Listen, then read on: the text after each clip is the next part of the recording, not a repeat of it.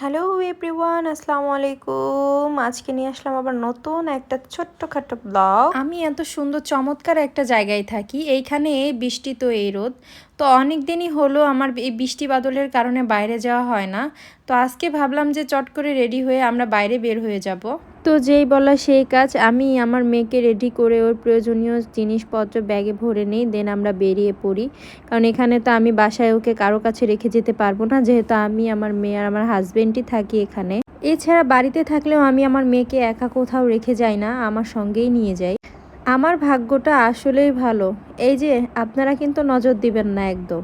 এই কথাটা কেন বললাম জানেন? এখানে মানুষ বছরে একবার, কয়েক বছরে একবার ঘুরতে আসে এই বান্দরবন শহরে, অথচ আমি আমার হাজবেন্ডের কাজের সুবাদে আমরা এখানেই থাকি। আপনি যত সুন্দর জায়গায় থাকেন না কেন, আপনি যদি সেই জায়গাটা না ঘুরে দেখতে পারেন, তাহলে আপনার কাছে ওই জায়গার কোনো মূল্যই নেই। তাই আমি বলবো, আপনি যেখানেই থাকেন সেই জায়গাটা ঘুরেন ফিরেন, তার আশেপাশে যান, দেখেন, তাহলেই না বুঝতে পারবেন যে কত সুন্দর পরিবেশ। এখন একদল এসে আমাকে বলবে যে ঘোরাফেরা করার জন্য তো পর্যাপ্ত টাকার প্রয়োজন। না রে ভাই, টাকা পয়সা থাকলেই মানুষের ঘোরাফেরা করার মন মানসিকতা থাকে না। দেখেন আপনি যে অনেকের অনেক টাকা পয়সা আছে, অথচ ঘোরাফেরার মন মানসিকতা নাই। আর আমাকে দেখেন, আমার টাকা পয়সা তেমন নাই, তবে সেই লেভেলের ঘোরাফেরা করার ইচ্ছা জাগে সব সময়। ইচ্ছা কি শুধু জাগলে হবে? ইচ্ছা যখন জাগে তখন আমি আমার সাধ্যের মধ্যে ঘোরাফেরা করার চেষ্টা করি, দেখার চেষ্টা করি, জানার চেষ্টা করি।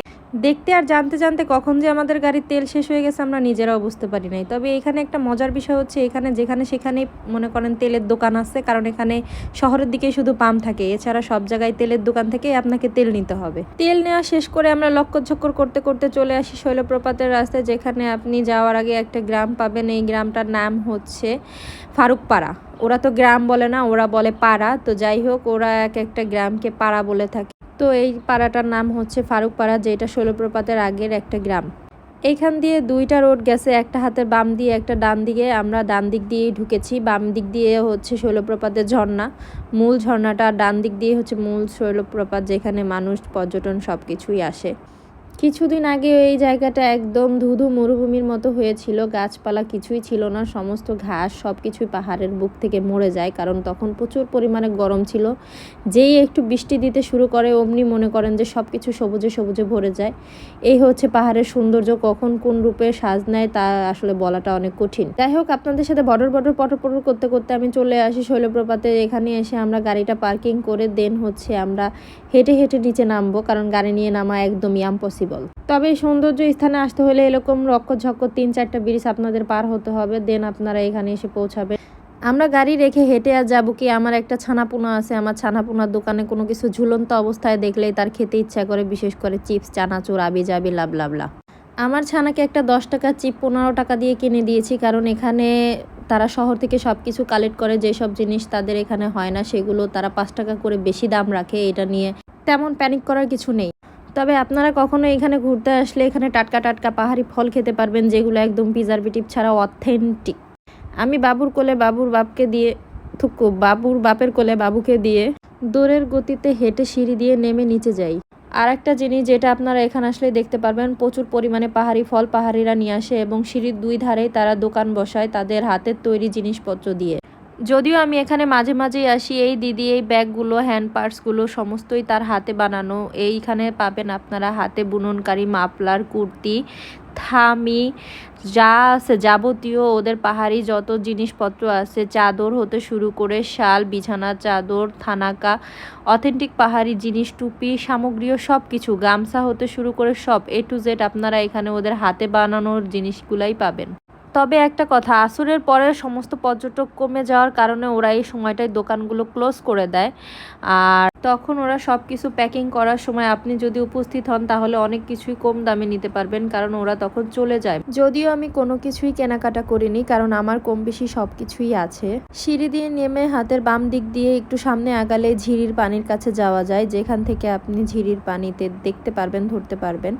নিচে নেমে এখান দিয়ে কিছুটা নতুন সিঁড়ি করে দিয়েছে, যেটা আগে ছিল না, আগে এই পাশে সিঁড়িটা ছিল।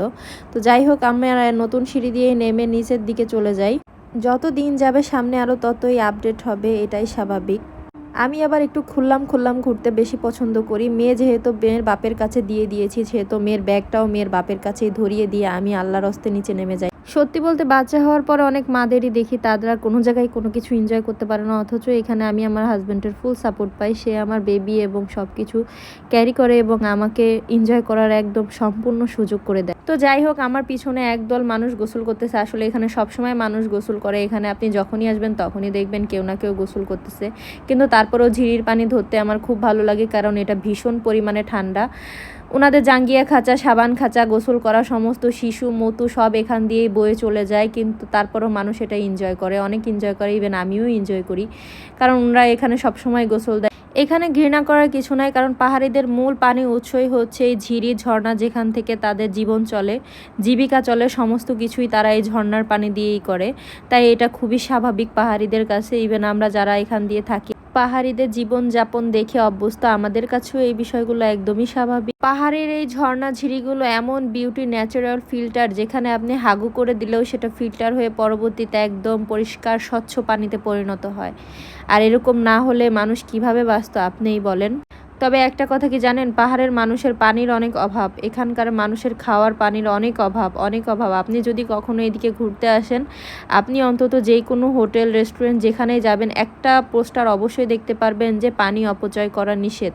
সেটা একমাত্র পাহাড়েই বেশি করে লেখা থাকে, বেশি করে দেখানো থাকে। কেননা মানুষের এখানে ব্যবহারের পানি যেমন তেমন, খাওয়ার পানির প্রচুর পরিমাণে অভাব। দেখেন তো এখান থেকে ভিউটা, দেখেন তো ওপরের থেকে নিচের ভিউটা, এক কথায় অসাধারণ, অসম্ভব সুন্দর একটা ভিউ এই জায়গার। আমি আপনাদের কাছে কি পরিমাণে কতটুকু প্রেজেন্ট করতে পেরেছি আমি জানি না, তবে আমি যথেষ্ট চেষ্টা করেছি আমার সাধ্যমতো আপনাদেরকে এই সুন্দর জায়গাটা দেখানোর জন্য। আমার ভিডিওটা আপনাদের কাছে কেমন লেগেছে অবশ্যই আমাকে কমেন্ট করে জানাবেন। অবশ্যই অবশ্যই ছোট্ট একটা কমেন্ট আর রিয়েক্টের মাধ্যমে আমার এই ভিডিওটা কেমন লেগেছে অবশ্যই প্রকাশ করবেন। আর আমরা যারা ছোট কন্টেন্ট ক্রিয়েটর আছি, আপনাদের এই ছোট্টখাটো রিয়াকশন আর রিয়াক্ট আর কমেন্টের কারণেই আমরা ভিডিও বানাতে আগ্রহী হই। দেখা হবে আবার অন্য কোনো ব্লগে, অন্য কোনো ভিডিওতে। টাটা, বাই বাই, আল্লাহ হাফেজ।